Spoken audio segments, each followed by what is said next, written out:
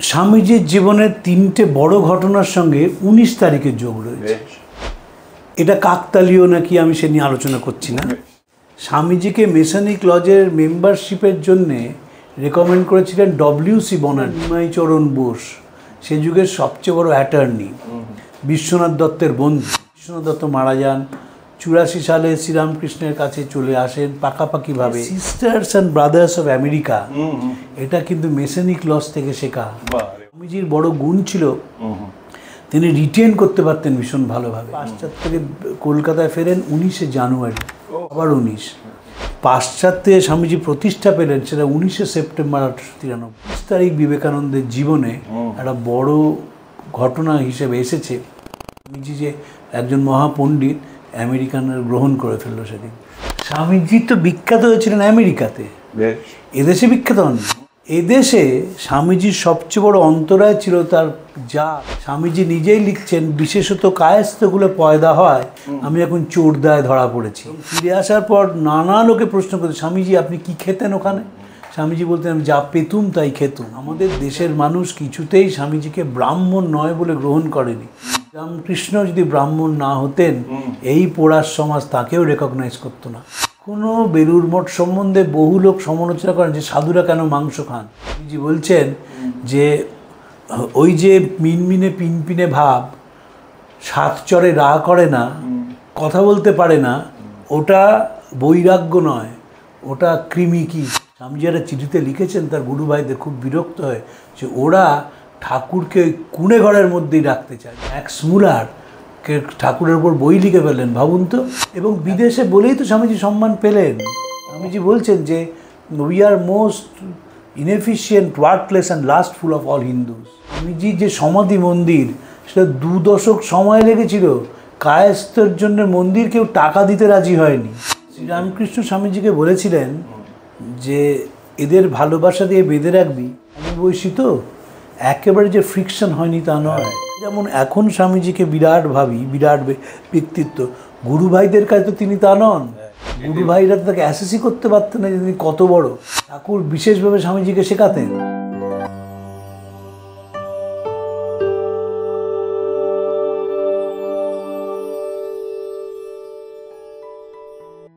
নমস্কার।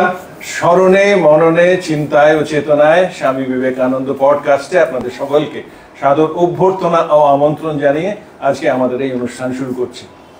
পডকাস্টে আমার সঙ্গে রয়েছেন তরুণ গোস্বামী। আমি এছাড়া আর কিচ্ছু বললাম না, কারণ বলার প্রয়োজন মনে করছি না। তরুণবাবু স্বাগত আজকে এই পডকাস্টের অনুষ্ঠানে। আমাদের প্রচুর প্রশ্ন জমে আছে, আর দর্শকদের কাছেও বলতে নেই, মানে অভাবনীয় সাড়া পাচ্ছি। নানাজন নানা রকমের সাজেশন দিচ্ছে, আপনার কাছেও প্রচুর আসছে এবং আমরাও শুনছি।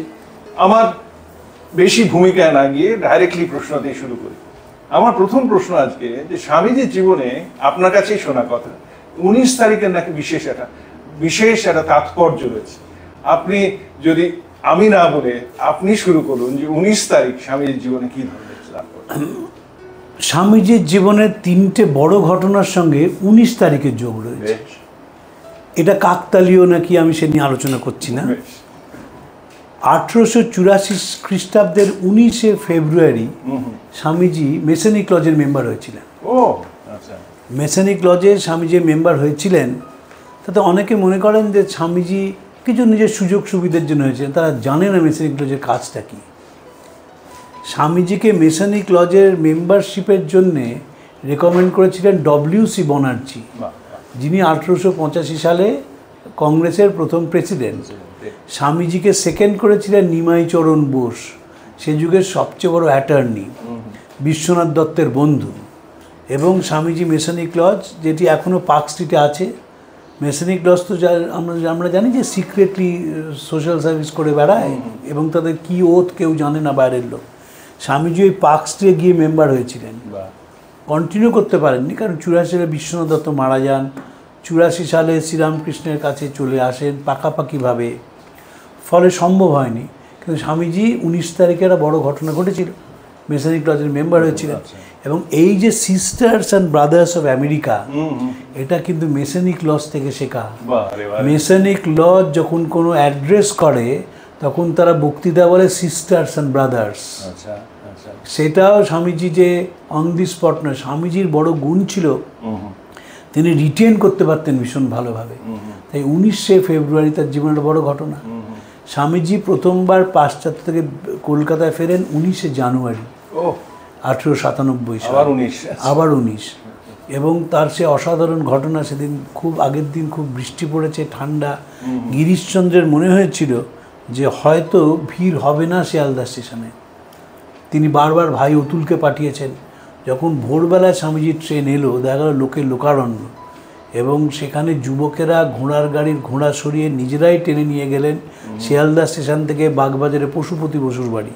মাঝখানে রিপন কলেজ, মানে এখন সুরেন্দ্রনাথ কলেজ বলা হয়, সেইখানে একটু দাঁড়িয়েছিল। স্বামীজি বক্তৃতা করেছিলেন, কিন্তু কেউ বক্তৃতার কথা শুনতে পায়নি, কারণ মাইক্রোফোন তখন নেই, শোনা যায়নি। সেটাও ছিল 19 তারিখ। এবং সবচেয়ে বড় হচ্ছে পাশ্চাত্যে স্বামীজি প্রতিষ্ঠা পেলেন, সেটা 19শে সেপ্টেম্বর 1893। সেদিন স্বামীজি প্রথম লিখিত বক্তৃতা পাঠ করেন, পেপার অন হিন্দুইজম। এবং সেই বক্তৃতায় স্বামীজি দুটো নতুন কথা বলেন, একটা ইউনিভার্সাল ইন্ডিভিজুয়ালিটি আর একটা ইউনিভার্সাল রিলিজিয়ান। সেটা 19 তারিখেই ছিল।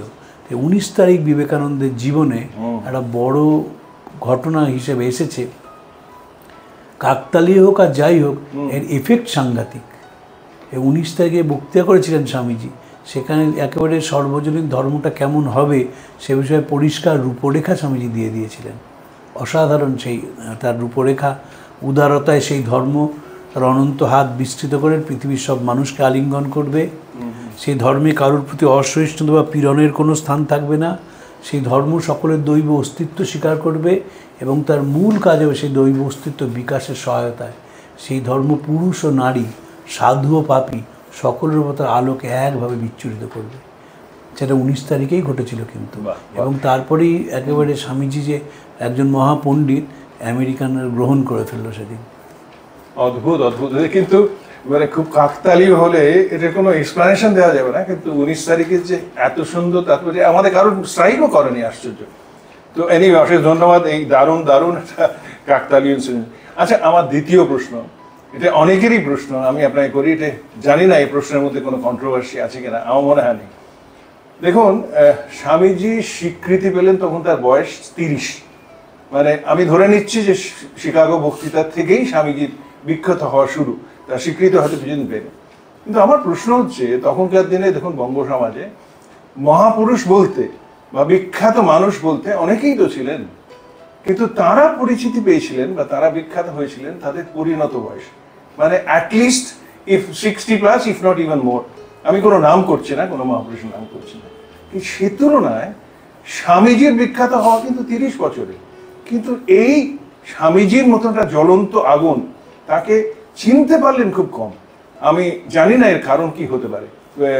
রামকৃষ্ণদেব তো চীনে ছিলেনই, আদারওয়াইজ ধরুন তখনকার দিনে বিখ্যাত লোকেদের মধ্যে গিরিশ ঘোষ, রসরাজ অমৃতলাল বোস, এই দু একজন ছাড়া স্বামীজির বিখ্যাত বা স্বামীজির ব্যক্তিত্বের স্বীকৃতি এত অল্প বয়সে হয়েও পরিণত বয়সের লোকেরা পেলেন না কেন? এটাই আমার প্রশ্ন। স্বামীজি তো বিখ্যাত হয়েছিলেন আমেরিকাতে, এদেশে বিখ্যাত হননি।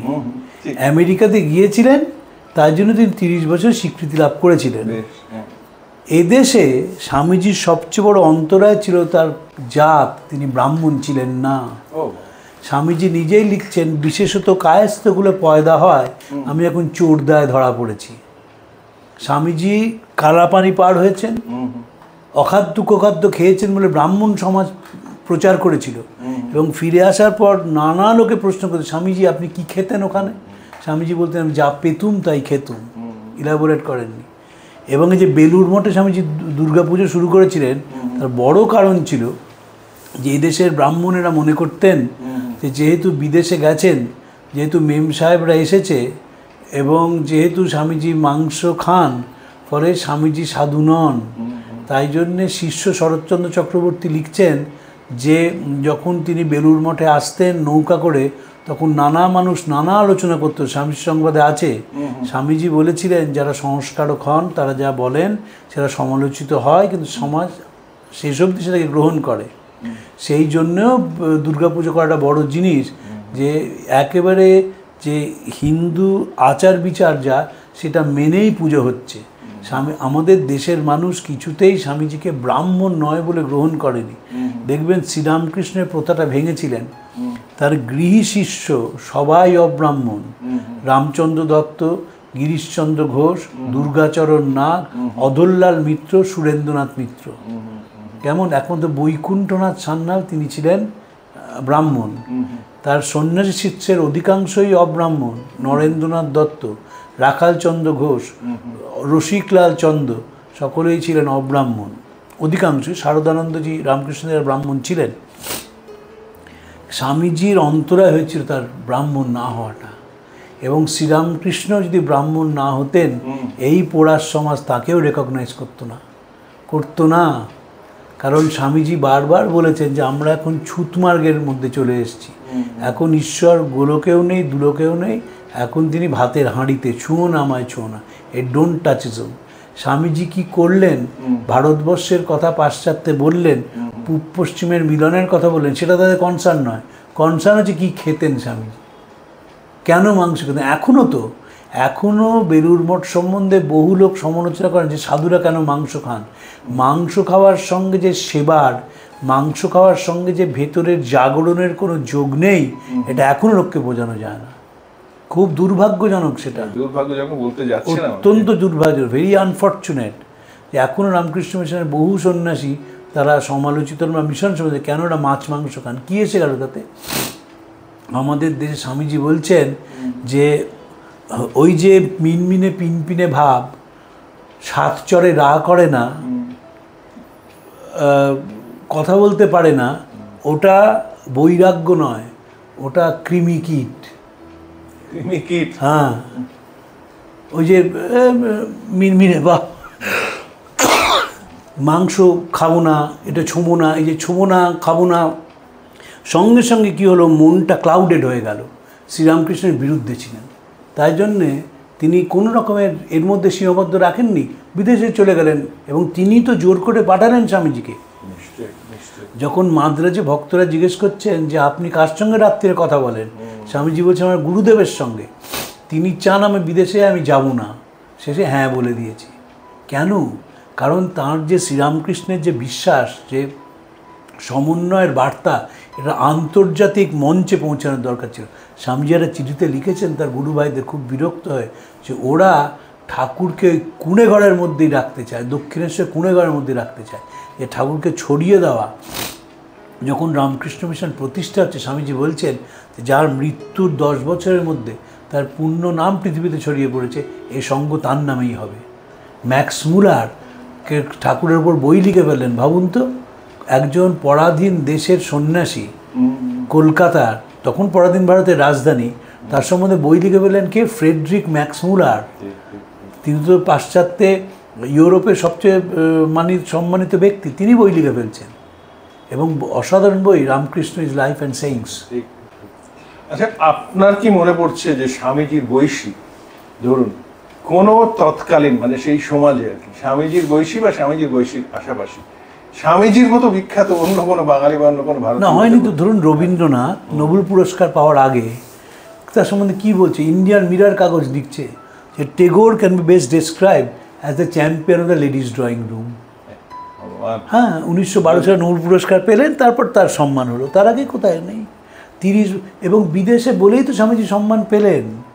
আমেরিকানরা নতুনকে আবিষ্কার করতে জানে, এখনও জানে, নতুন মেধা, নতুন চিন্তা, নতুন বোধ, তারা সম্মান জানায়। তাই বিবেকানন্দকে সম্মান জানিয়েছিল, বলেছিল হি ইজ আওয়ার ম্যান। ওই হচ্ছে কারণ, না হলে হতো না, এ পোড়ার দেশের কোনো দিন হতো না। স্বামীজি বলছেন যে we are most inefficient, workless and lustful of all Hindus. আপনি ভাবুন না, স্বামীজির যে সমাধি মন্দির, সেটা 2 দশক সময় লেগেছিল। কায়স্থের জন্য মন্দির কেউ টাকা দিতে রাজি হয়নি। এ তো 100 বছর আগে হয়নি, কতদিন লেগেছিল মন্দিরটা? তো ভাবা যায় 1902 সালে স্বামীজি চলে গেছেন, কত বছর পরে মন্দির হলো, কারণ টাকা দিল না। আমাদের মধ্যে সেটা এখনও আছে, চলে গেছে তা নয়, চলে গেছে তা নয়। আচ্ছা, এবার আমি জানি না আমাদের সময় পারমিট করবে কিনা, তবুও প্রশ্নের তো শেষ নেই। আরেকটা মানে কি বলবো, এটাও কন্ট্রোভার্সি নিশ্চয়ই করবে না, উৎসাহ বরং দেবে। আমার আপনাকে প্রশ্ন হচ্ছে, দেখুন স্বামীজির সঙ্গে যারা তখন এই রামকৃষ্ণ মিশনে ব্রতী হয়েছে, স্বামীজির সমসাময়িক বয়সে বলছে, পাণ্ডিত্যে বলুন, অনেকেই তো ছিলেন, কিন্তু এই যে স্বামীজির অসাধারণ ব্যক্তিত্ব, সেটাকে অ্যাকসেপ্ট করার মতন মানসিকতা তাদের সমবয়সী সন্ন্যাসীদের মধ্যে এলো কি করে? মানে এটা কি শ্রীরামকৃষ্ণের নির্দেশ বলুন, বা স্বামীজির নিজের স্বকীয় বৈশিষ্ট্যটা বলুন, বা তার ওই অগাধ পার্সোনালিটি, বা ওরকম জ্বলন্ত সূর্যের মতো? শ্রীরামকৃষ্ণ স্বামীজিকে বলেছিলেন যে এদের ভালোবাসা দিয়ে বেঁধে রাখবি, দেখবি যে কেউ যেন বাড়ি ফিরে না যায়। স্বামী সেটাই করে গেছেন। পরে বলতেন, তিনি যেমন আমায় ভালোবাসতেন, আমি যেমন তোদের ভালোবাসি, তোরা সেভাবে মানুষকে ভালোবাসবি। কিন্তু দেখুন সমবয়সী তো, একেবারে যে ফ্রিকশন হয়নি তা নয়। যেদিন রামকৃষ্ণ মিশন প্রতিষ্ঠা হচ্ছে সেদিনই তো যোগানন্দজি বলছেন যে এটা বিদেশি কায়দায় হচ্ছে, বলছেন তো। এবং তখন স্বামী তাকে বলছেন যে কেন সেটা নয়, তোরা কি ঠাকুরকে কুক্ষিগত করে রাখতে চাস ইত্যাদি। স্বামী অভেদানন্দ যখন গেলেন ইংল্যান্ডে, তখন তিনি বলছেন যে তোমাকে বক্তৃতা করতে হবে। বললেন সেই জন্য আমি আসিনি। বলেন তাহলে তুমি আমার মাথাটা হেড করে দিতে চাও? তারপর বক্তৃতা করেছিলেন। স্বামীজি সে বক্তৃতা শুনে খুব খুশি হয়েছিলেন। ইনিশিয়াল জার্ক তো ছিলই, কারণ সমবয়সী বলে। প্রচুর আমরা যেমন এখন স্বামীজিকে বিরাট ভাবি, বিরাট ব্যক্তিত্ব, গুরু ভাইদের কাছে তো তিনি তা নন। গুরু ভাইরা তো তাকে অ্যাসেসই করতে পারতেন না যে তিনি কত বড়। কারণ গুরু ভাইরা কেউ শ্রীরামকৃষ্ণের শিক্ষণ প্রণালীর মধ্যে ছিলেন না। ঠাকুর বিশেষভাবে স্বামীজিকে শেখাতেন। স্বামী যোগানন্দ, ধরুন স্বামী তুরীয়ানন্দ স্বামীর সাথে গেছেন, তিনিও তো বক্তৃতা করতে রাজি হননি প্রথমে, তিনি তো আশ্রম প্রতিষ্ঠা করতে রাজি হননি। কিন্তু তারপর স্বামীজি এমনভাবে বলেছেন বা স্বামীজিকে এত ভালোবাসতেন, এইটা একটা বড় জিনিস কিন্তু, যে এরাও স্বামীজিকে সাংঘাতিক ভালোবাসতেন। স্বামীজির বাবা একটি মালিদা চাদর ব্যবহার করতেন। তো বরানগর মঠে স্বামীজি যখন পরিব্রাজক, তো এরা সেই মালিদা চাদর নিয়ে সবাই টানাটানি শুরু করলো যে নরেন আমায় সবচেয়ে ভালোবাসে, নরেন আমায় সবচেয়ে ভালোবাসে। চাদরটা ছিঁড়ে গেল, কিন্তু ওই নরেন আমায় সবচেয়ে ভালোবাসে এটাও এদের মধ্যে একটা ছিল। এরা ভালোবেসেছিল, নিঃসন্দেহে স্বামীজিকে ভালোবেসেছিল। কিন্তু যেহেতু সমবয়সী ছিলেন, মাঝে মাঝে তো একটু এরকম মনে হয়। অভেদানন্দ গিয়ে বললেন যে আমায় কী করতে পারে, তোমার বক্তৃতা দিতে হবে, তাই জন্য তোমাকে আমি নিয়ে এসেছি। পারবো না, প্রথমেই বললেন। বাস্তবে এটা পাশ্চাত্যের জনগণের সামনে বলা ইংরেজিতে, অভেদানন্দ অপূর্ব ইংরেজি বলতেন। তিনি তো অতদিন বিদেশে ছিলেন, 1896 থেকে 1921 সাল অবধি বিদেশে ছিলেন, দীর্ঘদিন। তো অভেদানন্দজি তো বলেছিলেন। তারপর স্বামীর সঙ্গে তার বক্তৃতা খুব খুশি হয়েছিলেন, স্বামীজি চিঠি লিখেছিলেন ইত্যাদি, তাকেও খুব প্রশংসা করেছিলেন। সবই ঠিক কথা, কিন্তু একটা ইনিশিয়াল জাগতে হয়, এটা কোনো অন্যায় তো না, স্বাভাবিক হওয়া, সমবয়সী না। অশেষ ধন্যবাদ। আশা করি আমাদের টাইম পারমিট করবে না এর চেয়ে বেশি, কিন্তু প্রশ্নের কোনো শেষ নেই। আপনাদের অনেকের কাছ থেকে অনেক রকম অভিমত পেয়ে আমরা সত্যি উৎসাহিত, উদ্বুদ্ধ। আশা করি আপনাদের আশীর্বাদের পেতে থাকবো। ভালো থাকবেন। নমস্কার।